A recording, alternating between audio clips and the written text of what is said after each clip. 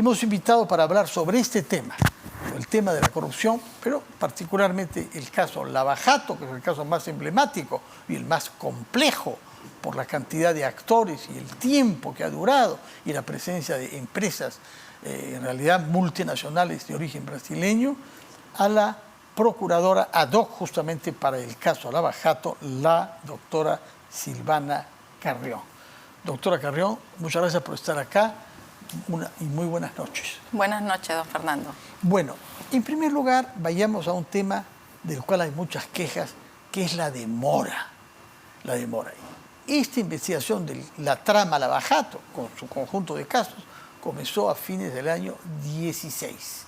Es decir, más de 6 años, a finales eran 7 años de investigaciones.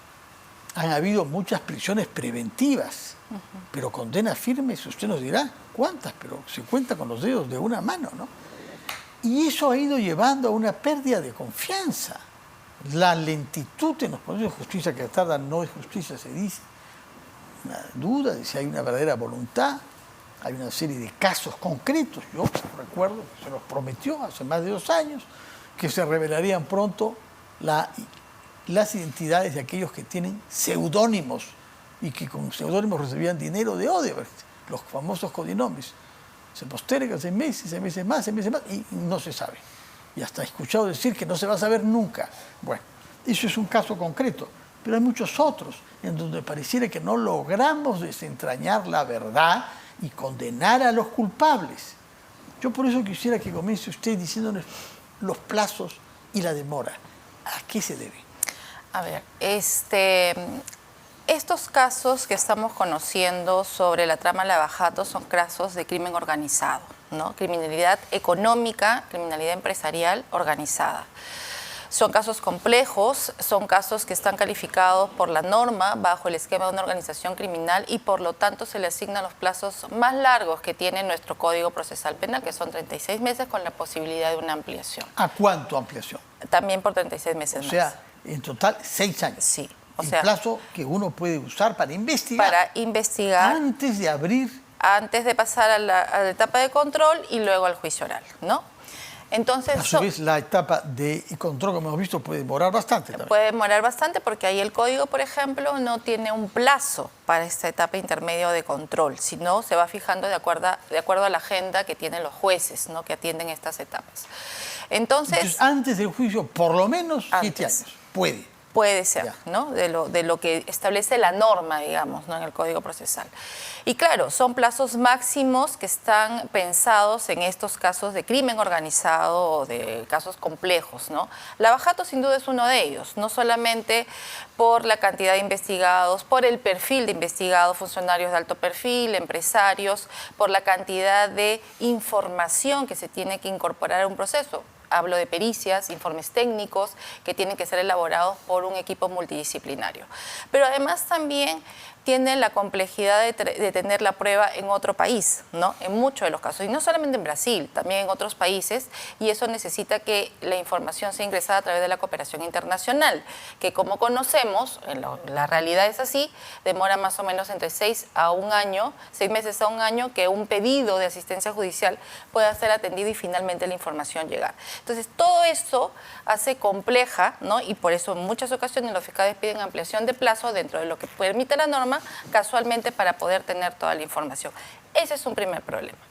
Un segundo problema es el asunto de los recursos humanos, es decir, la cantidad de fiscales que pueden investigar o que pueden estar asignados al caso Lava Jato siempre se queda corto, digamos, el personal. Pero por lo menos ahí hay fiscales y procuradores, como es su caso, dedicados exclusivamente al caso. Eso no pasa con los jueces. Eso no pasa con los jueces. Tiene que ver el caso de Toledo por la mañana y después otros 4. Un caso no vinculado a Lava Jato por la tarde, ¿no? Entonces, pero igual hay carencia, digamos, de recurso humano en la Fiscalía, pero sobre todo, de fiscales ciertamente, pero sobre todo del equipo técnico en que se apoyan los fiscales, o sea, los peritos, el equipo multidisciplinario. Estos casos no se pueden investigar sin el técnico al costado, sin un contador, sin sin un ingeniero, sin un financista, no se pueden investigar, porque son casos que además del tecnicismo que traen, por ejemplo, tienen modelos económicos financieros muy complejos y eso tiene que ser explicado en un informe por un financiero, ¿no?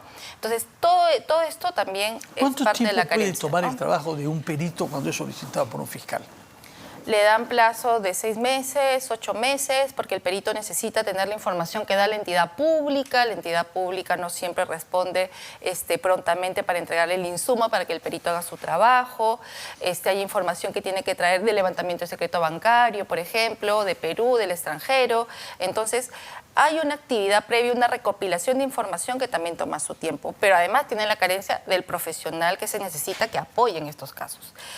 Pero el otro lado es lo que usted mencionaba, don Fernando, el asunto de tener jueces ad hoc o jueces que solamente se dediquen exclusivamente a atender los casos lavajato. En un primer momento, el sistema de justicia consideró a jueces que solamente veían los temas lavajato, en donde hubo un avance más o menos importante.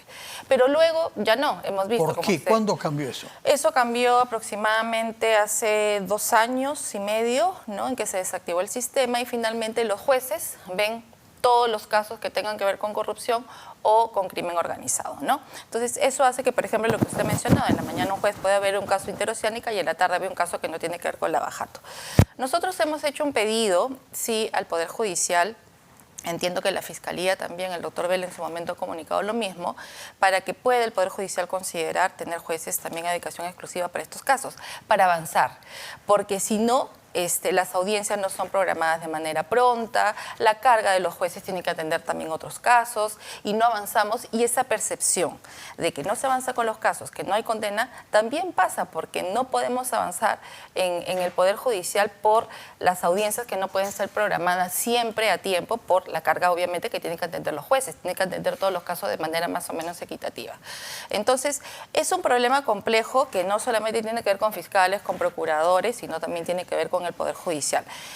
Pero fíjese que a partir del Instituto de la Colaboración Eficaz, en donde las colaboraciones que ya tienen sentencia, que la prueba ya ingresó, toda esa prueba ya ha sido trasladada a los procesos penales y esos procesos penales, todos, por ejemplo, en el caso de la sentencia de Odebrecht, los 4 proyectos que confesó, toda esa prueba fue trasladada y esos 4 casos ya tienen acusación.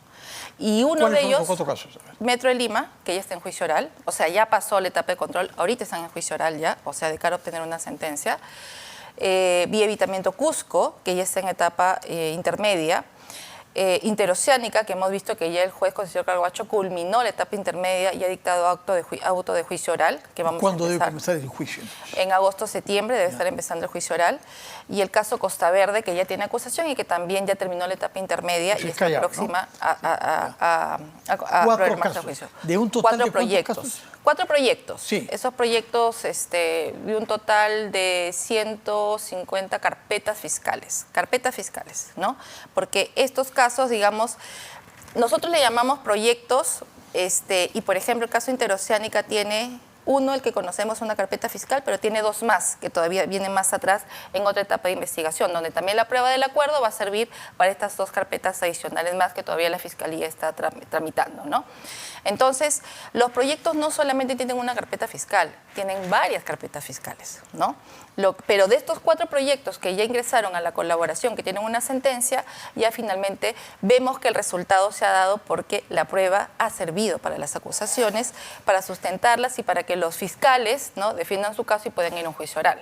Entonces, estamos acercándonos a la etapa, digamos, final de los procesos. Y usted comentaba que Lavajato comenzó a finales de 2016, enero del 2017.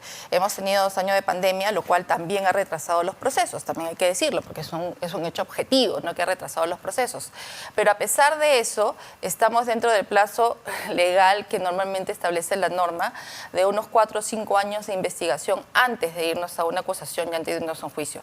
Y ya estamos en el año 6 y ya tenemos por lo menos un juicio y a puertas que empiece el segundo juicio en este caso, de lo que nosotros conocemos.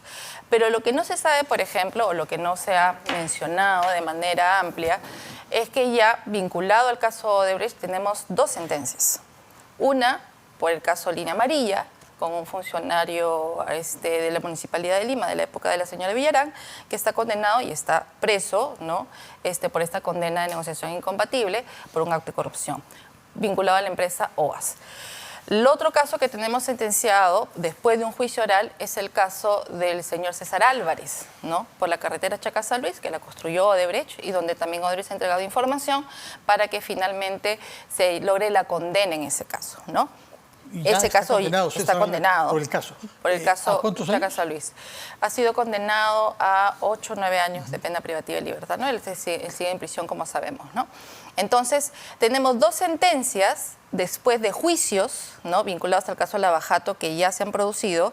Tenemos 2 juicios que están en camino, ¿no? Vinculados al caso Lavajato. ¿Cuáles son los que están en camino?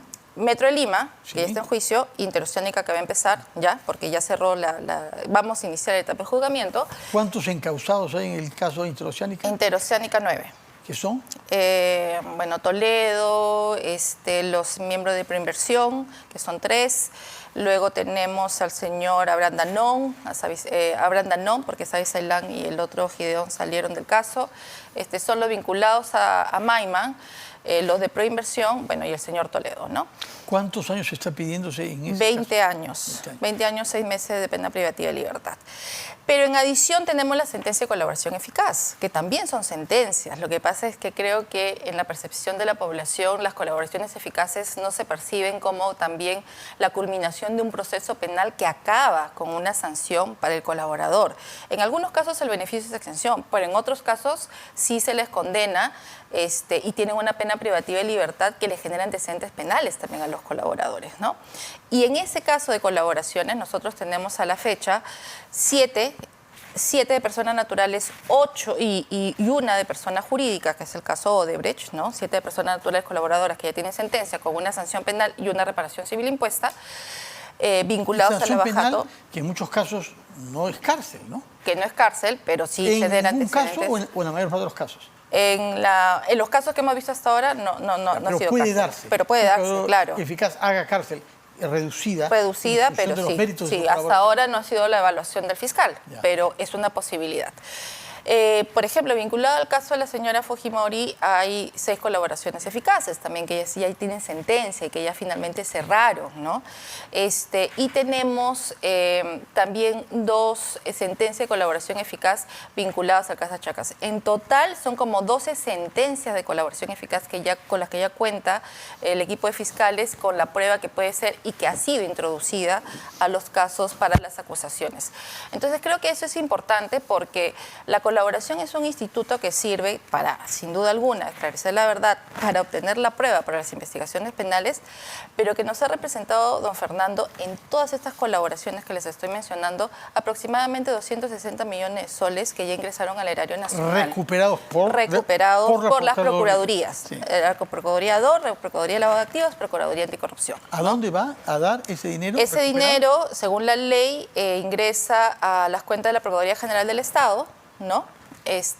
Para el fortalecimiento de los sistemas, pero ahora por un tema, digamos, con el Ministerio de Economía y Finanzas, el Ministerio de Economía y Finanzas, ese dinero es trasladado al Tesoro Público, ¿no? Pero el camino es vía las cuentas de la Procuraduría General del Estado.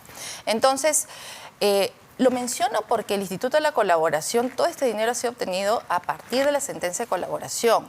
No es digamos, poco dinero el que se ha recuperado en un tiempo desde el año 2019 hasta la fecha, que son más o menos 4 años a partir de que se dictó la primera sentencia de colaboración en adelante, en un país donde no se pagan las reparaciones civiles y donde nuestro ejemplo anterior de corrupción grande, que fueron los casos denominados Fujimori y Montesinos, en 20 años, por esta trama, se ha logrado recuperar el 30% de lo que se impuso, digamos, como reparación civil, que según he visto los reportes son como 1.500 millones de soles impuestos, pero recuperados solamente el 30%, ¿no? Ya, o sea, es el doble de lo que ustedes han recuperado. Ha recuperado más o menos me parece 110 millones de soles en estos 20 años, frente... ¿No dice que una tercera parte de 1.500 millones? No. 1.500 millones es la impuesta y la recuperada efectivamente, ¿no?, en ese esquema de corrupción, llega más o menos a los 100 millones, 110 millones. O sea, menos que como usted recupera. Mucho menos, además considerando el tiempo, ¿no?, porque estamos hablando de 20 años en los temas de recuperación de reparación civil, en esquemas ordinarios, a través de colaboraciones o de procesos comunes, pero estos 260 millones que entraron al erario nacional son producto de la sentencia de la colaboración. Entonces la colaboración también es un instrumento, una herramienta potente, no solamente para la investigación penal, sino también para la recuperación del daño a favor del Estado. Usted ha citado, motu propio, el caso de los colaboradores eficaces. ¿Cuántos hay en total? En Lavajato, a la fecha, tenemos 54 procesos especiales de colaboración eficaz en trámite. De los cuales ya se ha concedido el estatuto de colaborador eficaz, ¿a cuántos? No, estos están en trámite. Aparte de las 12 sentencias de colaboración eficaz que ya tienen, digamos, 12 que ya tienen la categoría de colaboración eficaz. Usted ha mencionado esto. Han jugado un rol muy importante, hasta el punto que se puede decir que sin ellos no se hubiera podido llegar a condenas ni avanzar en las investigaciones. Sí, por ejemplo, en los casos que han sido condenados en materia abierta, o sea, por ejemplo, en el caso de Chaca San Luis, la información de los colaboradores fue fundamental para lograr la condena, ¿no? ¿Qué puede pasar si la ley que se ha aprobado en el Congreso entrase en aplicación? Sabemos que eso está en dudas porque hay cambios de parecer en algunos congresistas. El propio presidente José Williams se ha expresado de una manera un poco diferente a lo que hacía él hace unos días sobre esto, y parece que hay vientos para por lo menos reconsiderar y cambiar los plazos.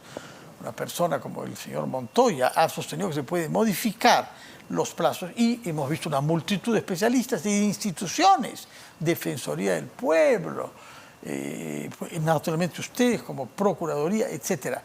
Y finalmente hemos escuchado esta mañana al procurador Ugaz, que era procurador en el momento en que se introdujo esta figura penal al Perú, porque hay que recordar que la inspiración viene de la Italia, país que se hallaba dominado por la mafia durante décadas, con jueces asesinados, fiscales asesinados, Dios quiera que no veamos una cosa tan horrible aquí, y con la gente aterrorizada y sometidas a la ley del silencio, cerrar la boca, lo que se ve no se dice. Bueno, y eso cambió.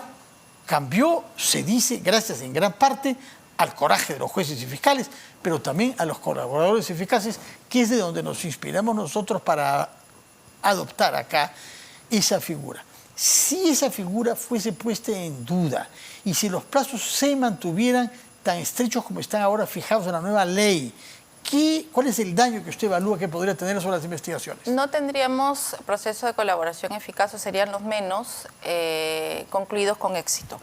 Porque la norma como está aprobada con la modificatoria da un plazo corto, pero que dice además que concluido el plazo, si no se firma el acta final de acuerdo, el proceso de colaboración se archivará, ¿no? Con lo cual no vamos a tener un proceso de colaboración ni una sentencia de colaboración. Y esta norma, como está diseñada con estos plazos, impacta directamente en estos 54 procesos especiales que están en trámite ante el equipo especial Lavajato. Entonces, hay una afectación importante si es que la norma se termina de poner en vigencia como está aprobada, por eso el esfuerzo, creo, grande de varias instituciones y los digamos, entendidos en esta materia de poder señalar que el Poder Ejecutivo pueda observar esta norma. Porque la colaboración eficaz, como usted lo ha referido, don Fernando, no solamente ha servido para la lucha contra la corrupción, que hemos visto el fenómeno Fujimori-Montesinos, o de repente Lavajato, Cuellos Blancos, ahora la corrupción de poder, sino que ha servido en otras materias también, o sea, en la ley de arrepentimiento, en el caso de terrorismo, tenemos también el arrepentimiento tributario, tenemos ejemplos de éxito gracias a las delaciones premiadas o la entrega premiada de información. Entonces, es un instituto exitoso, obviamente, que tiene que estar claramente regulado, pero que no está así pensado en la norma como está viniendo del Congreso, ¿no? Entonces, lo que nosotros hemos señalado, y además lo hemos señalado ante la Comisión de Justicia en su momento, porque nos convocaron en enero del año 2022 para que Procuraduría General, Ministerio Público y Poder Judicial sustentaran sus informes técnicos, porque las tres entidades presentamos informes técnicos observando esa norma y explicando por qué no era conveniente el tema de los plazos y otras consideraciones de la norma. Sin embargo, se han considerado algunos de los puntos que se discutieron en esa sesión, pero el punto neurálgico era el tema del plazo siempre, ¿no? Entonces, esta norma no considera, primero, la diferencia entre una colaboración corporativa y una colaboración de persona natural, que tienen dinámicas distintas. Y eso lo podemos decir nosotros que aplicamos la ley de colaboración eficaz de empresas y que tiene una tramitación distinta en la práctica, unos pasos distintos que toman plazos muy amplios. Por ejemplo, en el caso de Odebrecht, en el caso de la empresa Graña, tomaron más o menos 3 años desde que se recibió la solicitud de sometimiento a colaboración eficaz hasta que se firmó el acta final del acuerdo. ¿Por qué 3 años? Porque, por ejemplo, las empresas lo que entregan son información de hechos vinculados a proyectos. En el caso de Odebrecht, proyectos que datan del 2009, 2004, 2005, como la Interoceánica, y que tiene que buscar obviamente en sus registros toda esta información.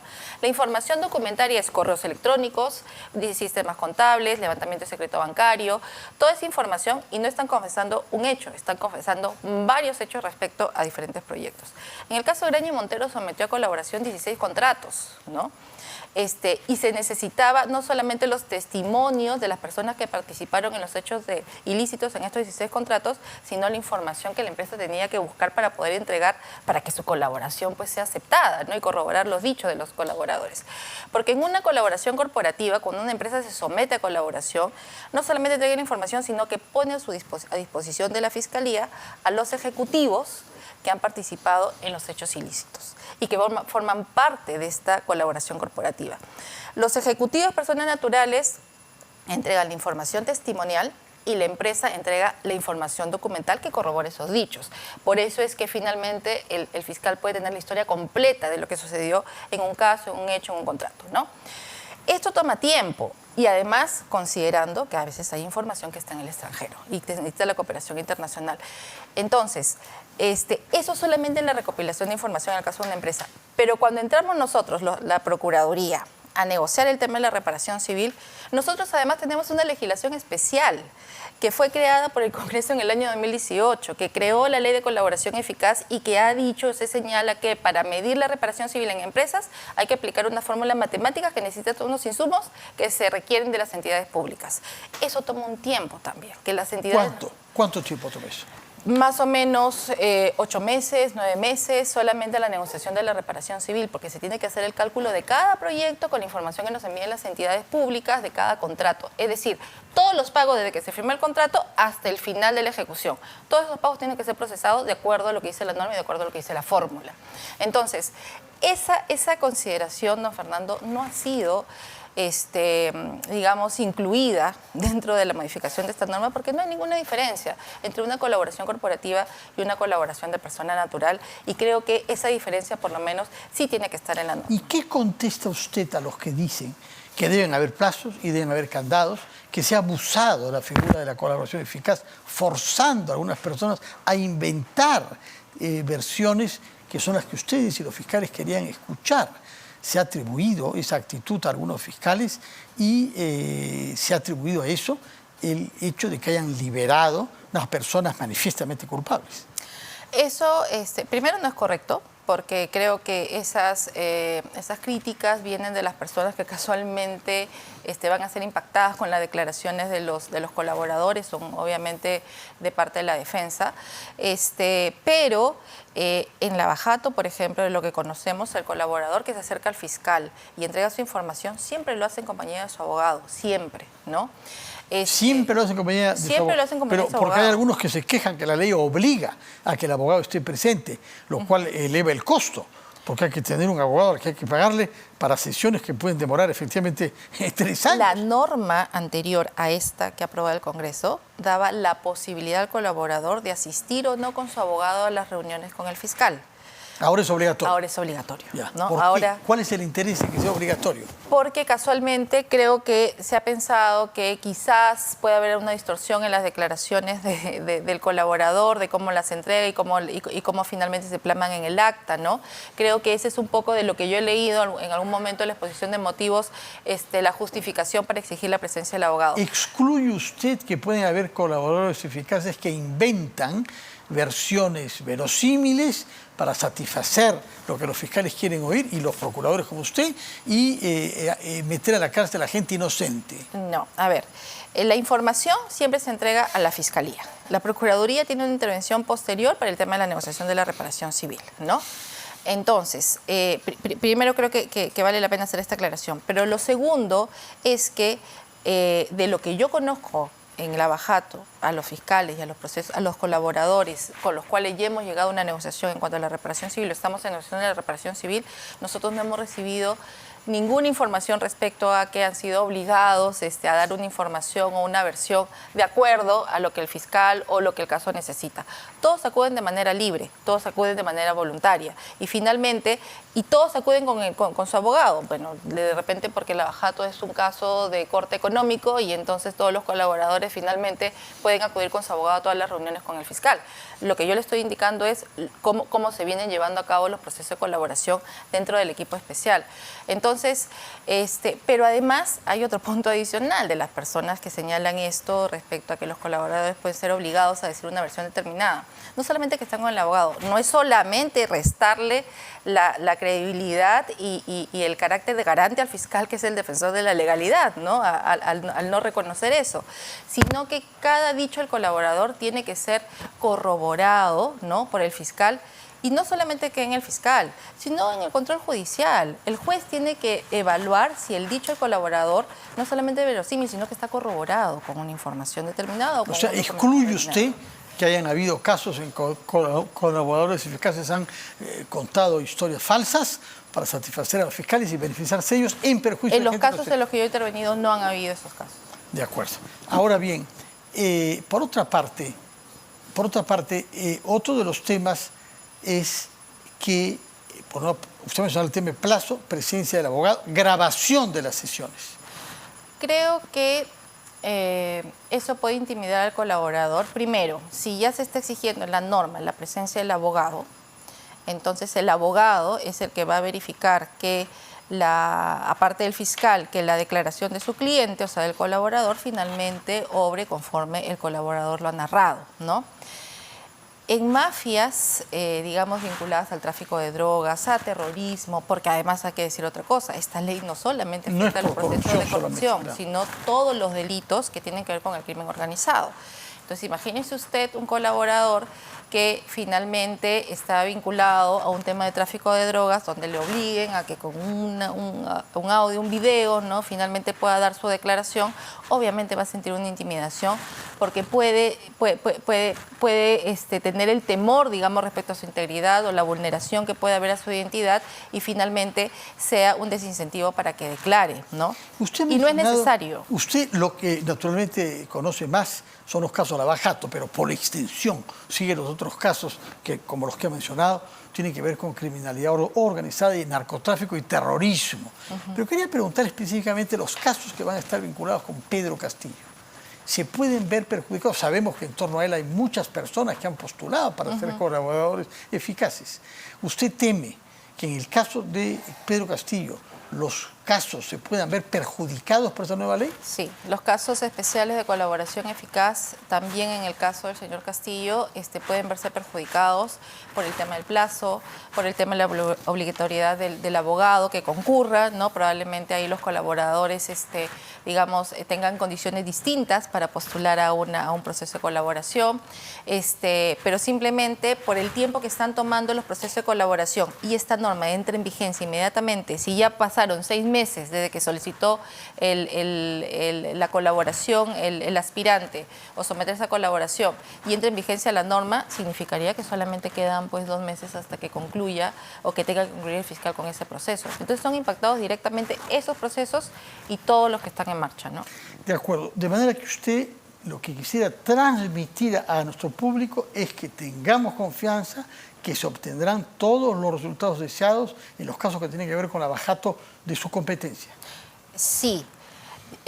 Tengamos confianza en que el Instituto de la Colaboración Eficaz es un instituto eficaz, potente, que ayuda a las investigaciones penales, que el problema digamos, de la demora de los procesos penales no solamente tiene que ver con el Instituto de Colaboración Eficaz, que creo que debe haber una reforma, sí, en cuanto a los plazos, los procesos, pero tiene también que implementarse pues, más recurso humano en cuanto a jueces, en cuanto a fiscales, en cuanto a peritos, ¿no? O sea, creo que tiene que haber una reforma integral y sentar a Ministerio de Justicia, Ministerio Público, Poder Judicial, Procuraduría General y, cómo no, también al Congreso, ¿no? Para que pueda entender esta problemática y haya una reforma integral.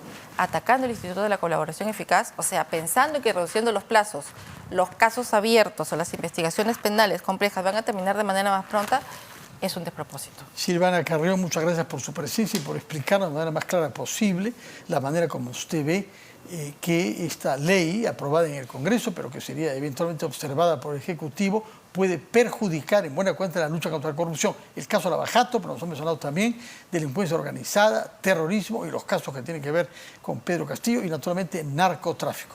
Muchas gracias por su presencia. Muchas que tenga gracias. usted buenas noches.